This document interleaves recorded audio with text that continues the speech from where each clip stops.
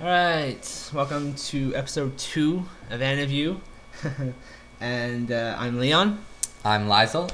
And today we're going to review Paranoia Agent. Alright, now this anime was made in 2004 by Madhouse. And it's a little bit different than our first one. The first one we did Oran High. This one's a psychological thriller.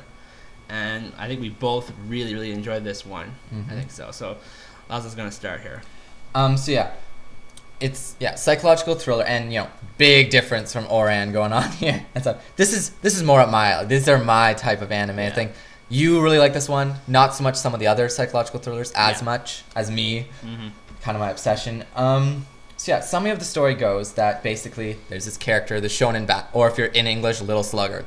So basically he's a guy on rollerblades with a golden bat, and he smacks people. That's pretty much what you got going on here. He attacks people. But the entire point is it's a really psychological, philosophical anime, and how the episodes go is it's episodic again, just like Oran. That means each episode is mostly self-connected. Although after you get going, there's the detective and such. They really start to come moving in and try to figure out who the shonen and bat shonen is. bat is usually in every episode. He's in every episode.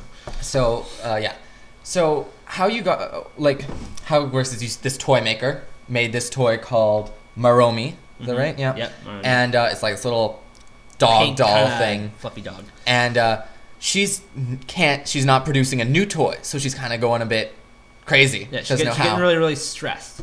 Stressed, right? And then she gets hit by the shonen bat, She's right? attacked. She gets to the hospital and she kind of gets a release of her stress, right? Yeah. And she kind of goes a little psycho, starts talking to the doll and stuff. Yeah. And throughout the anime, you see Maromi because he's so famous in a lot of the other people's lives and stuff. And so, that's kind of what the anime is about. Yeah, and basically, so like I said, each episode's episodic, and basically how it works is every episode you see a new character's introduced, and basically it shows their life. Basically, the majority of the episode is their life and what's going on in their lives, and then basically in the end, what happens is they all end up getting attacked by the shonen bat, and basically The end of each episode. Basically, and basically the overlying theme of this anime is that there are these two detectives, and basically they're trying to catch this guy, because everyone says, "Oh, I was attacked by the shonen bat. I was attacked by the shonen bat, or a little slugger, or whatever you want to say," and basically, okay, well, we got to bring this guy in, and basically they're trying to search and trying to find out who the shonen bat really is. And what you got to mention, none of these people get attacked die. No, Really? Except maybe in the studio episode. yeah. But basically they don't. It's not really. They're not about the deaths and such. It's really just about attack and how this attack affects their lives and such.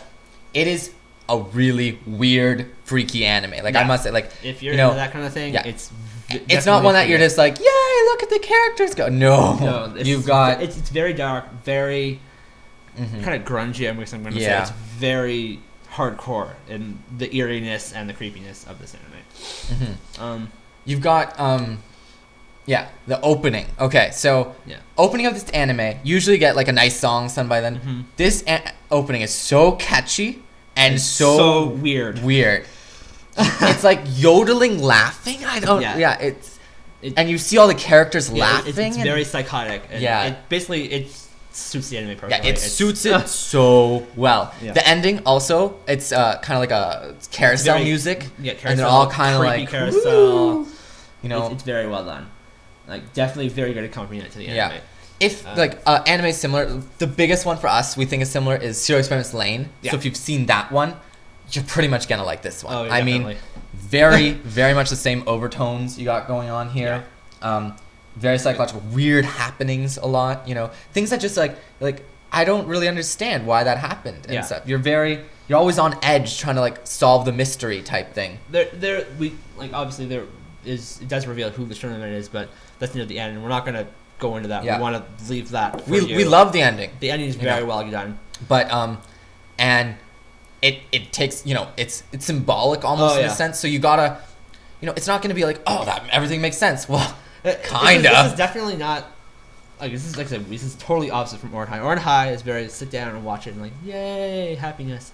This is more okay. I'm gonna sit down. You actually want to try to figure out. It's almost like a puzzle. Yeah, it's a puzzle. You want to figure out what is going on? You're so entranced by this that you're like, okay, who is he? You know what this actually reminds me of? Higurashi, almost, in a sense. Yeah, the first season. If first season. You've seen that, this curiosity that kind of burns at you, like, what is happening? Yeah.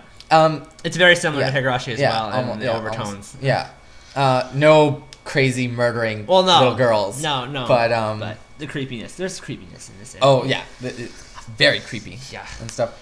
And you never know what to expect with each episode. Like, when I saw the video game episode, I'm like, where does this fit in? You know, each episode, like, the first few, pretty solid. They kind of make sense. After you get fourth, fifth, you're like, what is happening now? Where did this come from? You know, the art styles that go through, like, almost at random and such. It's basically each episode is episodic, but they're all very good. Like, there are a lot of good episodes. Like, storyline is very well strung together, and the ending is very well done, I think. What's your favorite episode? Favorite episode? I personally really like. There's this one with a woman who has two personalities. Yeah. I'd say that's my favorite. It's not that great, I wouldn't say, but it really caught me. I'm like, wow, this girl is messed up, basically. My favorite episode is the second episode, where basically there's this kid, and he's got it all. He's like the star. All the kids love him and everything. And he's like a pro baseball player. And basically he rides to school with a bat and rollerblades. And basically what happens is people start to think that he is the shonen bad. Basically basically his world goes upside down to being the best to the worst. And basically as stuff happens and he gets stressed, and basically then obviously like we said with every episode, Shonen Bat comes calling. Oh yeah, and you know, and each one of these stories has like personal relation, you know, and you know we're geeks, we'll admit it, you know, and stuff. And so I mean, you know, this number one guy, you know, I didn't really like him, you know, at the beginning and stuff, but you do feel for him. And there's another character that he kind of abuses in the episode. Yeah. And you know, you feel for these characters. And when he's like shot down by the kids, you know, everyone's been bullied, you know, or you know, well, hopefully that probably means you're the bullier. Jeez. So, you know, but I mean, you know, everyone's been talked down to and such, and you know, this guy is this guy and this character, and it's so arrogant, and such. It's very well strung together. Like I said, we're not going to say much about the ending because it's well, one, we don't have enough time to actually explain. I don't think the ending. It's very and, you know, you guys don't want to know. No, right? of course. So, you know, we're gonna leave it for you. I mean, I hide it. We hide it from you. We're hiding it. Yeah, it's very well done. Definitely, if you're a big fan of the psychological thriller, this is probably. I think this is my favorite. I like this better than Lain. Psychological. I know you like Lain better. Well, we all know, I'll admit it now. You know, my favorite anime is Death Note and stuff, and I consider that a psychological thriller. So, but it's not the same. So it's very different. You know, you got some other stuff going on. What else we want to say? You know, and what we like about a lot of these types of animes, you know, my favorite is philosophical. Right? I like the story and things, and you know, you don't get attached to the characters very much in this anime. Characters are like tossed about like crazy in this anime, and almost like Orion, they're just sort of tossed out after the episode's done. They come in and then they do their thing, and then they're out. So I mean, you know, if you really get attached to characters and really want to see a character thing progression, don't expect that from this anime. You're just not gonna get it. You're thinking throughout this anime. You're always thinking. Yeah.